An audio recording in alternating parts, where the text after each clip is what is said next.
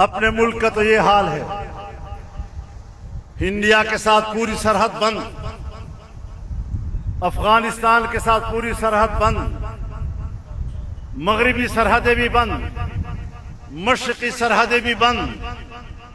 ایران ایسے حالات میں کہ وہ نہ اچھے کا نہ برے کا۔ چائنا اپنا اعتماد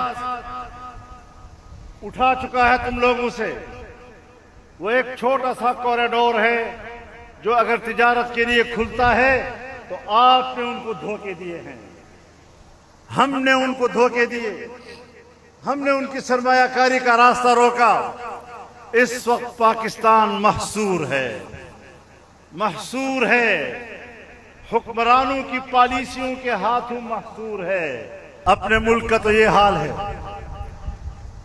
انڈیا کے ساتھ پوری سرحد بند، افغانستان کے ساتھ پوری سرحد بند، مغربی سرحدیں بھی بند، مشرقی سرحدیں بھی بند۔ ایران ایسے حالات میں کہ وہ نہ اچھے کا نہ برے کا۔ چائنا اپنا اعتماد اٹھا چکا ہے تم لوگوں سے۔ وہ ایک چھوٹا سا کوریڈور ہے جو اگر تجارت کے لیے کھلتا ہے تو آپ نے ان کو دھوکے دیے ہیں، ہم نے ان کو دھوکے دیے، ہم نے ان کی سرمایہ کاری کا راستہ روکا۔ اس وقت پاکستان محصور ہے، محصور ہے، حکمرانوں کی پالیسیوں کے ہاتھوں محصور ہے، اور حکمران اس لیے مجبور ہیں کہ وہ بھی تو محصور ہیں۔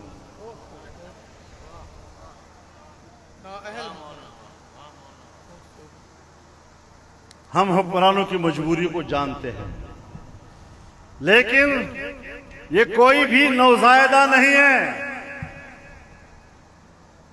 یہ جتنے اس وقت فیصلہ کن لوگ ہیں، فیصلہ کن قوتیں ہیں، وہ عاقل و بالغ ہیں، سمجھدار ہیں، لیکن ان کے اندر آزادی و حریت کی رمق نہیں ہے۔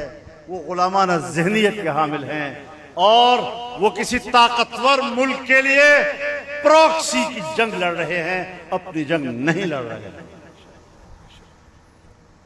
اگر تم افغانستان پر اعتراضات کرتے ہو، افغانستان سے مجھے بھی شکایت ہے، لیکن کچھ معاملات ہوتے ہیں جو طاقت سے حل نہیں ہوا کرتے، وہ سفارتی عمل سے حل ہوا کرتے ہیں، ڈپلومیسی سے حل ہوا کرتے ہیں۔ میں الیکشن سے پہلے گیا، جمعیت علماء کا موقر وفد لے کر ایک ہفتے میں تمام معاملات حل کر کے آ گیا۔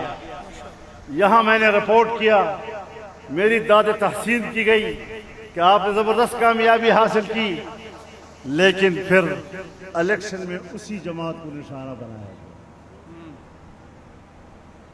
یہ ہے ان کی رواداریوں کا صلہ کہ ہم ملک کے لیے کیا کرنا چاہتے ہیں، ہم ملک کو کس طرح مشکلات سے نکالنا چاہتے ہیں۔ شاید آپ نوجوانوں کو یاد نہ ہو، 2003 میں جب مشرف کی حکومت تھی، ہندوستان پاکستان کے تعلقات اس حد تک کشیدہ ہو گئے کہ ہماری زمینی رابطے ختم، ہمارے فضائی رابطے ختم، ہمارے فضائیں ان کی پروازوں کے لیے اور ان کی فضائیں ہمارے پروازوں کے لیے بند۔ وہاں کا ہمارا ہائی کمیشن، یہاں ان کا ہائی کمیشن، ایک سٹینوگرافر چلایا کرتا تھا، مکمل خالی ہو گئے۔ اس وقت جمعیت علماء کا وفد گیا، 4 ارکان پر مشتمل ہمارا وفد گیا، میں ساتھ تھا۔ ہم نے وہاں 10 دن گزارے، تمام پارٹیوں سے ہم نے بات کی، اور 10 دن کے بعد واپس ہوئے۔ 4-5 مہینوں کے بعد تعلقات بحال کر دیے۔ یہ جمعیت علماء کی کارکردگی۔ جب امریکہ نے تمہارے اوپر پابندی لگائی کہ ہم فوجی امداد اب پاکستان کو نہیں دیں گے، تو میں خارجہ امور کا چیئرمین تھا، میں نے نیو یارک میں نہیں بلکہ واشنگٹن میں امریکی وزارت خارجہ کے ساتھ بات کی، پاکستان کی سفیر اس وقت موجود تھی خاتون، ہماری میٹنگ میں میرا ترجمہ وہی کیا کرتی تھی۔ ایک میٹنگ کے اندر ہم نے ان سے وہ قانون واپس لینے پر آمادہ کر دیا ان کو، اور کہا کہ یہ قانون ہم ختم کر دیں۔ تم تو ہر چیز میں اپنا مفاد ڈھونڈتے ہو۔ امریکی میرے پاس آئے اور کہا ہم پاکستان میں سرمایہ کاری کرنا چاہتے ہیں، معدنی ذخائر۔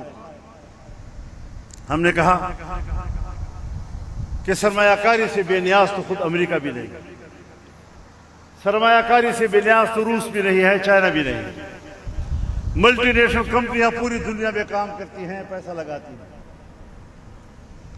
اگر پاکستان میں کوئی سرمایہ کاری کرے گا ہم کیوں روکیں گے کسی کو؟ لیکن سرمایہ کاری کے لیے بین الاقوامی قوانین اور ضوابط ہیں۔ پاکستان کا اور آپ کا کھلا معاہدہ ہونا چاہیے، عوام سے خفیہ مت رکھو۔ پھر جس علاقے میں معدنی ذخائر پیدا ہوتے ہیں وہاں کے مقامی آبادی کے حقوق کا تحفظ کرنا، یہ آپ کی بھی ذمہ داری ہوگی، پاکستان گورنمنٹ کی بھی ذمہ داری ہوگی، اور یہ اصول ہے۔ بظاہر تو وہ مانگ گئے، لیکن آج قبائلی پہاڑوں میں اگر کوئی جنگ ہے تو وہ اسی بنیاد پر ہو رہی ہے کہ پاکستان کے معدنی ذخائر کو بیچا جا رہا ہے، اور مقامی آبادی کو بے اختیار کر کے اس سے ان کا اختیار چھین کر وہ سمجھتے ہیں کہ ہم خود ہی کاروبار کر سکتے ہیں۔ نہیں، یہ پاکستان کے بچوں کی ملکیت ہے، یہ ان علاقے کے بچوں کی ملکیت ہے۔ بلوچستان کے عوام اور ان کے بچے وہاں کے وسائل کے مالک ہیں، خیبر پختونخوا کے عوام اور ان کے بچے وہاں کے وسائل کے مالک ہیں، پنجاب اور پنجاب کے عوام اور ان کے بچے پنجاب کے وسائل کے مالک ہیں، سندھ کے عوام وہاں کے وسائل کے مالک ہیں۔ کسی کا کوئی مائی کا لال ان کے حقوق پر ڈاکہ نہیں ڈال سکتا، اور اگر ڈالا جائے گا تو پھر یہی بے چینیاں آئیں گی جو آج وہاں سندھ میں ہیں، وہی بے چینیاں جو آج بلوچستان میں ہیں، وہی بے چینیاں جو خیبر پختونخوا میں ہیں، اور یہی بے چینیاں کل پنجاب میں اتر سکتی ہیں۔ ہم پاکستان کو ایک پرامن ملک دیکھنا چاہتے ہیں، ہم پاکستان کو محبت اور اخوت دینا چاہتے ہیں۔ جمعیت علماء نے نفرتوں کی سیاست کے ساتھ مقابلہ کیا ہے، فرقہ وارانہ نفرتوں کے ساتھ، لسانی نفرتوں کے ساتھ، علاقائی نفرتوں کے ساتھ، قومی نفرتوں کے ساتھ ہم نے لڑائی لڑی ہے، اور الحمدللہ ہم کامیاب ہوئے ہیں۔ آج بھی یہ جنگ جمعیت لڑ رہی ہے میدان میں۔ اگر ہماری فوج سمجھتی ہے کہ ہم جنگ لڑ رہے ہیں، ہاں آپ لڑ رہے ہوں گے پہاڑوں میں، لیکن میدانوں میں اگر نظر آ رہی ہے تو جمعیت علماء نظر آ رہی ہے۔